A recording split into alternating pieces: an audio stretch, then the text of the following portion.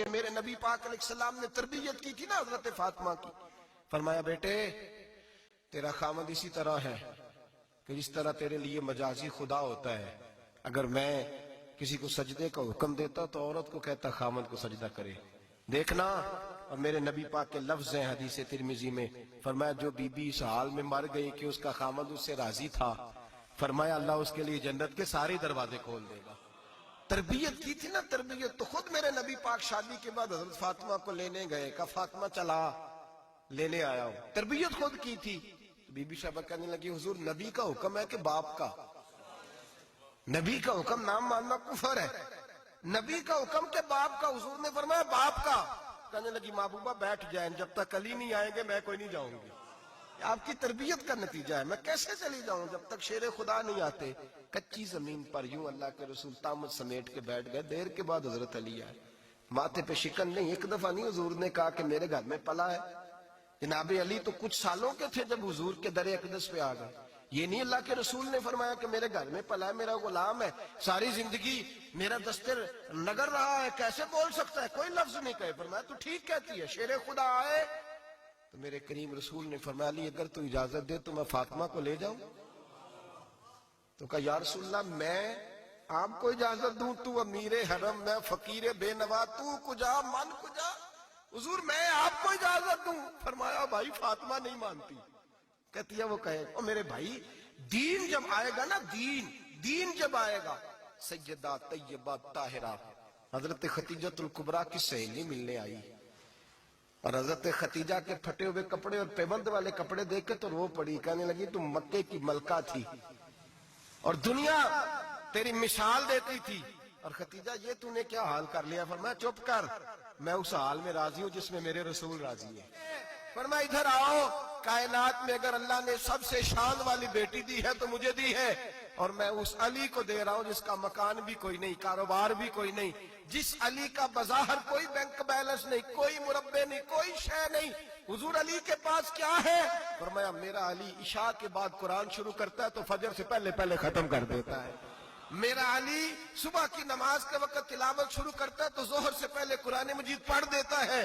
فرمایا رزق کھاتا ہے, تھوڑا کھاتا ہے پر حلال کا کھاتا ہے. فرمایا پاکیزہ روٹی کھاتا ہے, اور جب میدان میں نکلتا ہے تو برادری کے لیے نہیں نکلتا. جب تلوار لے کے نکلتا ہے تو یہ مکے کے لیے نہیں لڑتا, یہ تلوار لے کے نکلتا ہے تو قومیت کے لیے نہیں لڑتا. محبوب کس لیے لڑتا ہے؟ فرمایا یا خدا کے لیے لڑتا ہے یا محمد مصطفیٰ کے لیے لڑتا ہے.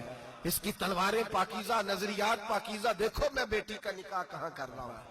پھر غوث اعظم جیسا اللہ نے مجھے بیٹا عطا فرمایا. میرے بھائی ہم جو بنیاد بنا رہے ہیں, تو کہتے بات نہیں مانتی بہو, تو میں نے کہا بالکل صحیح کرتی ہے, نہیں ماننی چاہیے اسے, اس لیے کہ دولت بیاہ کے لائے ہو, بہو تھوڑا لائے ہو. کہتے ہیں جوائی لالچ بڑا کرتا ہے. تو میں نے کہا کیوں آفرے کرتے رہے تم؟ کس نے کہا تھا یہ باتیں کرنے؟ بالکل صحیح کر رہا ہے. وہ جو آپ نے جس بنیاد پہ دیوار بنائی تھی وہ آپ کو مل رہی ہے. میرے نبی کریم صلی اللہ علیہ وسلم نے فرمایا جب تو گھر بنانے لگے, بچی اور بچے کے لیے رشتہ ڈھونڈنے لگے, دین کو, اگر بچے کے دل میں خوف خدا ہوگا تو بیوی کو مارتے وقت ڈرے گا, 100 دفعہ خیال آئے گا. عورت کے اندر خوف خدا ہوگا تو سمجھے گی میرا خاوند ہے. اگر وہ نماز سے, قرآن سے, نبی پاک صلی اللہ علیہ وسلم سے وابستہ ہوں گے میاں بیوی, تو ان کے اندر ضرور کچھ نہ کچھ تصورات آئے. نہیں, محبوب سبحانی, غوث سمدانی, شیخ عبد القادر جیلانی رحمت اللہ علیہ, آپ کے والد گرامی فرماتے ہیں کہ میں بھوک بڑی سخت لگی ہوئی تھی, بڑی سخت بھوک لگی تھی, تو ایک سیب بہتا ہوا جا رہا تھا, پانی میں, تو اٹھایا تو کھا لیا. دل میں خیال آؤ ہو پتہ نہیں کس کا تھا. اب جدھر سے پانی آ رہا تھا ادھر چل نکلا. ایک درخت ہے, باغ ہے, اس باغ کے بہت سارے درخت جھکے ہوئے ہیں, اس دریا کی جانب پتہ کیا کس کا ہے, سمجھ آئی کہ انہی کے باغ سے وہ سیب جو ہے بہ کے گیا ہوگا. کہتے ہیں مالک کے پاس گیا, میں نے جا کے کہا بزرگوں, بڑے نیک آدمی تھے, ان سے میں نے کہا بزرگوں, غوث اعظم کے والد کہتے ہیں, میں نے کہا بزرگوں ایک سیب کھا لیا ہے.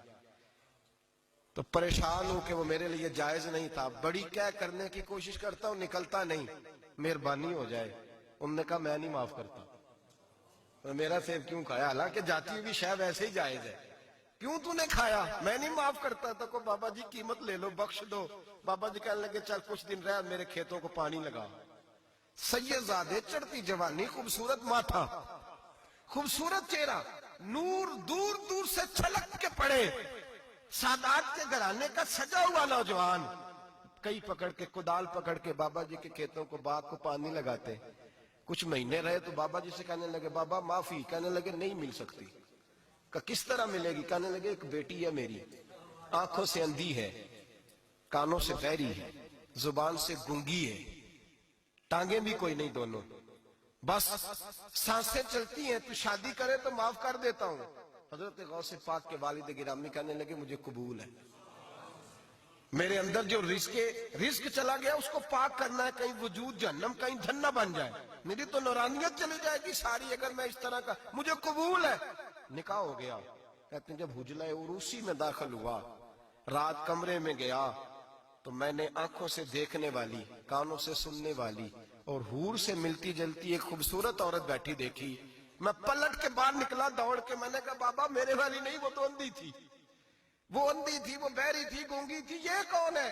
हुजूर गौसे आजम रदी अल्लाह तआला अन्हु के नाना जी कहने लगे बेटे अंधी इसलिए कहा था कि जब से पैदा हुई है इसने गैर महरम का चेहरा नहीं देखा। गूंगी इसलिए इसको कहा है कि इसकी जुबान पे ना गीबत आई ना चुगली आई।